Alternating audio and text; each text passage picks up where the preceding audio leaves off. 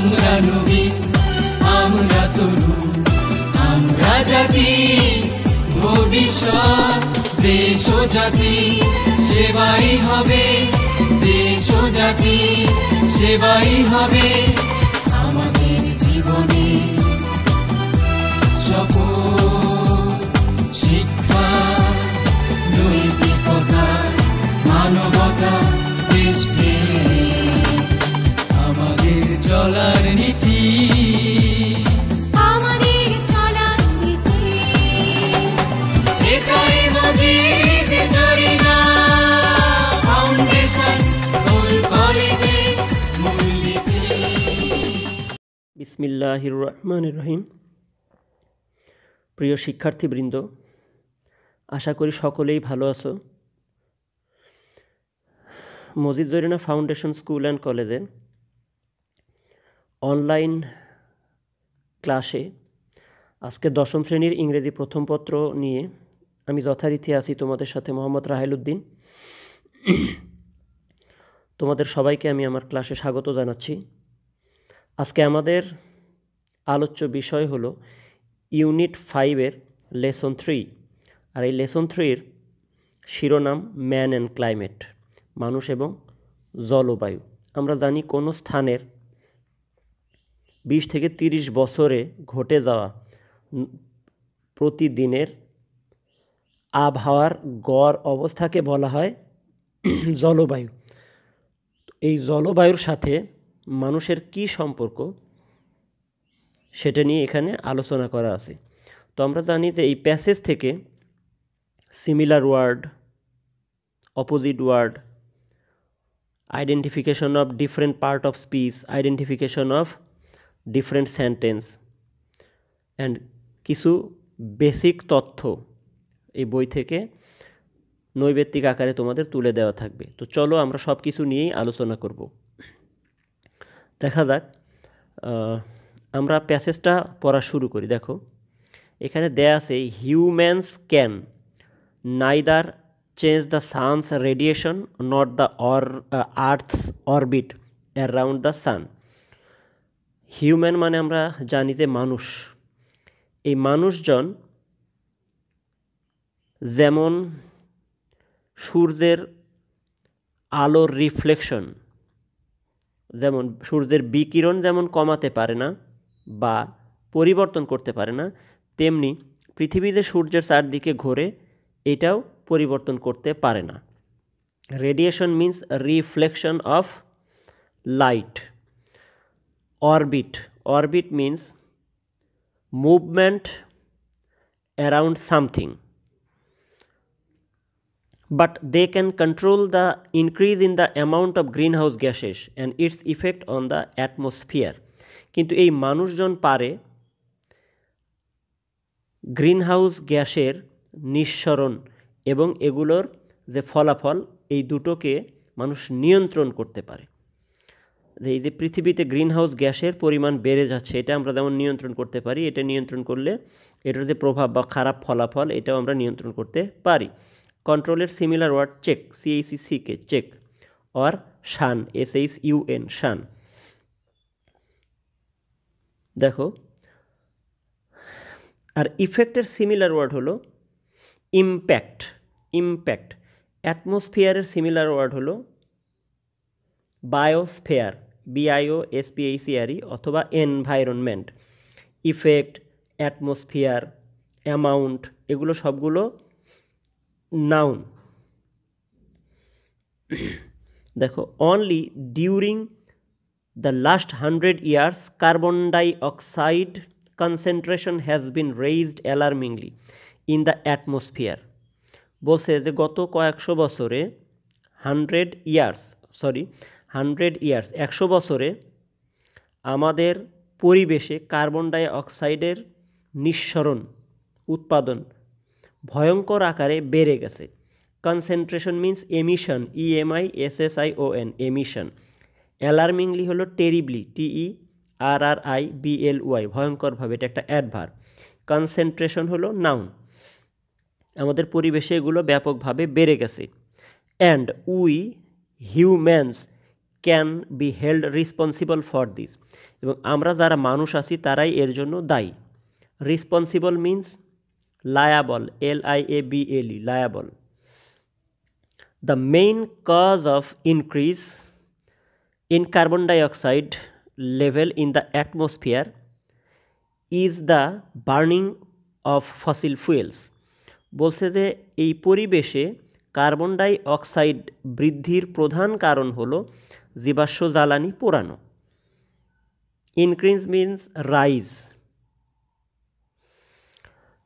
তাহলে আমাদের পরিবেশে আমরা বিভিন্নভাবে ফসিল ফুয়েল পোড়াই, এগুলোর ফলে কার্বন ডাই অক্সাইড গ্যাস সৃষ্টি হয়।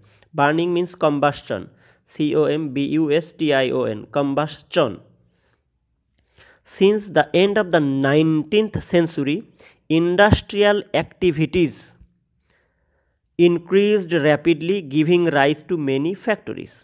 আমরা জানি 19 শতকের শেষার দিকে, মানে শেষার্ধে বা শেষ ভাগে শিল্প কারখানার কার্যক্রম ব্যাপকভাবে বৃদ্ধি পায়, যার ফলে বিভিন্ন ধরনের শিল্প কারখানা প্রতিষ্ঠিত হয়।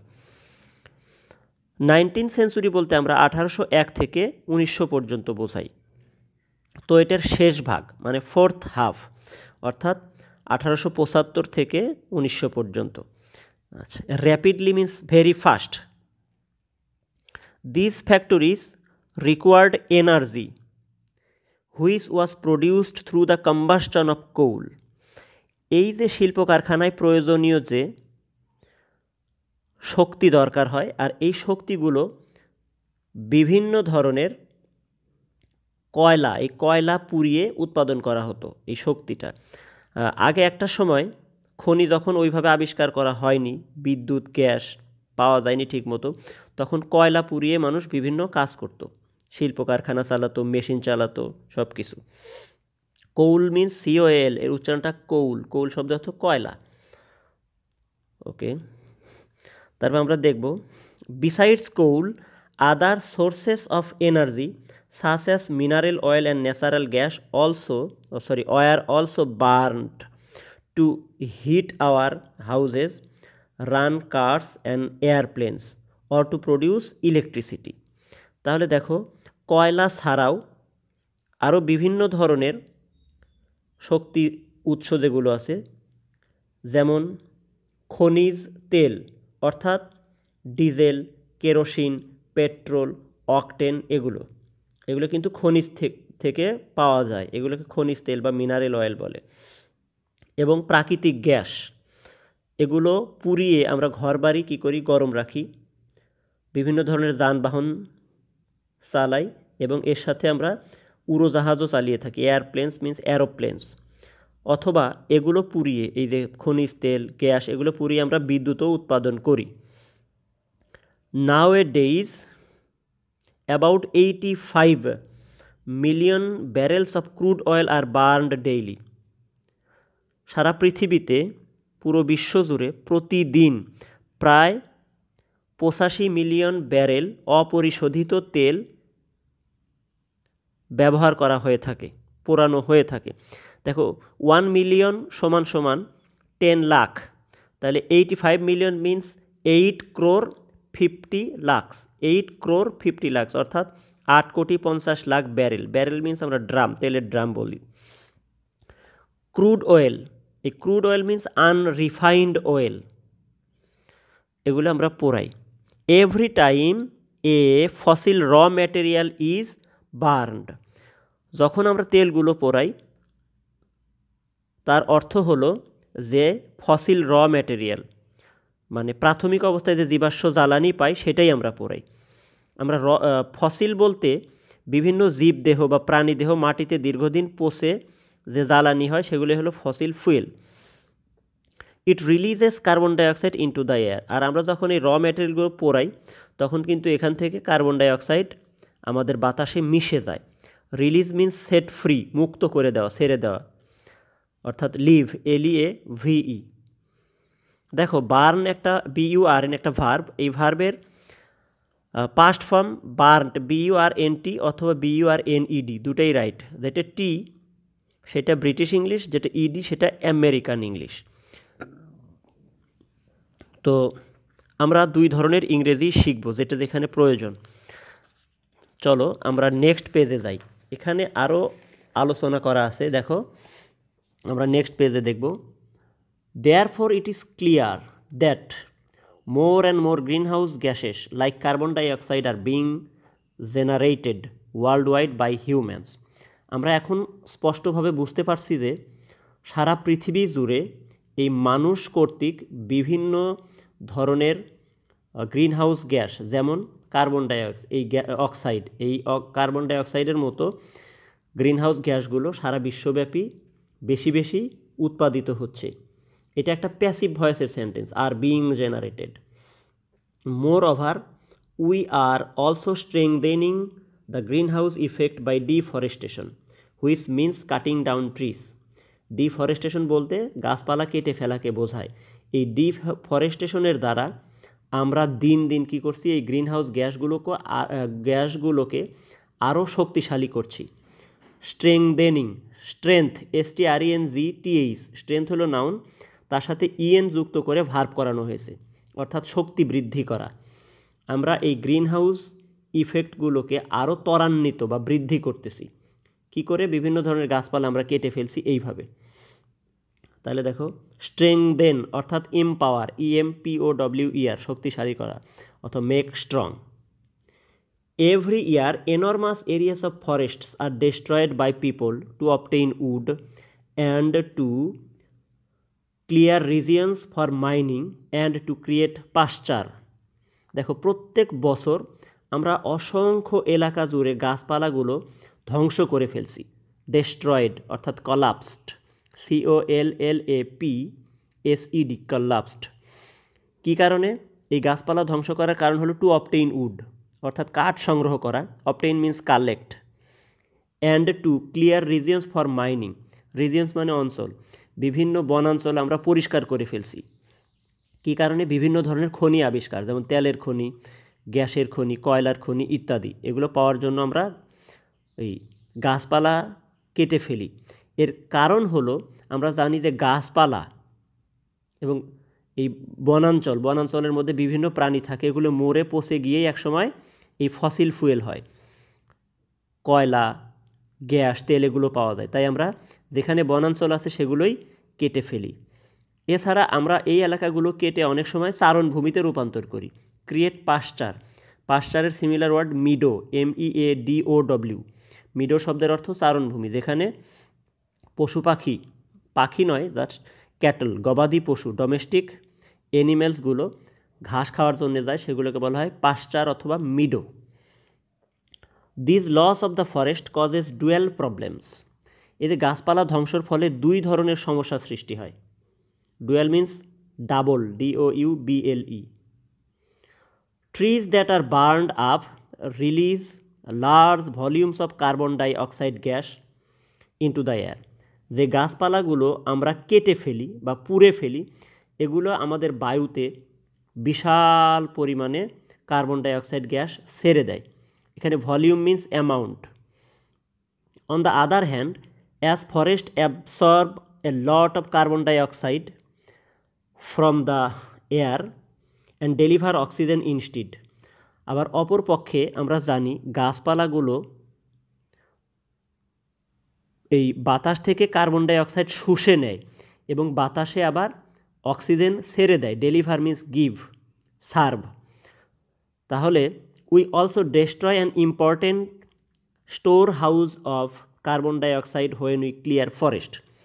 যেহেতু আমরা গাছপালা কেটে ফেলি, তখন কার্বন ডাইঅক্সাইডের যে ভাণ্ডার, এটা আমরা উন্মুক্ত করে দিচ্ছি।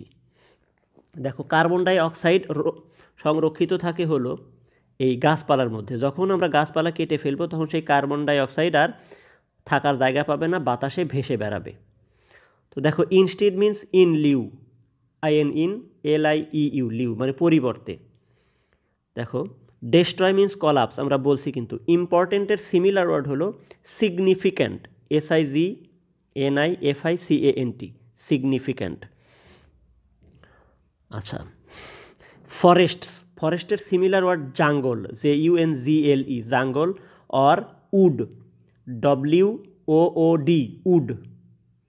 উড মানে কাঠ, আবার এই উড মানে জাঙ্গল। এমনি অনেকগুলো শব্দ আছে, যেমন আর্থ, EARTH, আর্থ মানে পৃথিবী, আর্থ মানে মাটি। তো আমি অনেকগুলো ওয়ার্ডের সিমিলার ওয়ার্ড বলেছি, কিছু কিছু ওয়ার্ড আইডেন্টিফিকেশন করছি, নাউন না অ্যাডজেক্টিভ, এগুলো আমরা বলেছি। দেখো, ডিফরেস্টেশন মিন্স ট্রি প্ল্যান্টেশন বা প্ল্যান্টিং ট্রিজ। এটার একটা বিপরীত শব্দ আছে, afforestation, AFFORESTATION, afforestation. World wide এর সিমিলার ওয়ার্ড হলো গ্লোবালি, GLOBALLY, গ্লোবালি, সারা বিশ্বব্যাপী। তো আজকের ক্লাস তোমরা মনোযোগ দিয়ে পড়বে, সামনে পরীক্ষা, এই পরীক্ষায় তোমরা আশা করি ভালো ফলাফল করতে পারবে। সকলের সুস্বাস্থ্য কামনা করে শেষ করছি। আল্লাহ হাফেজ।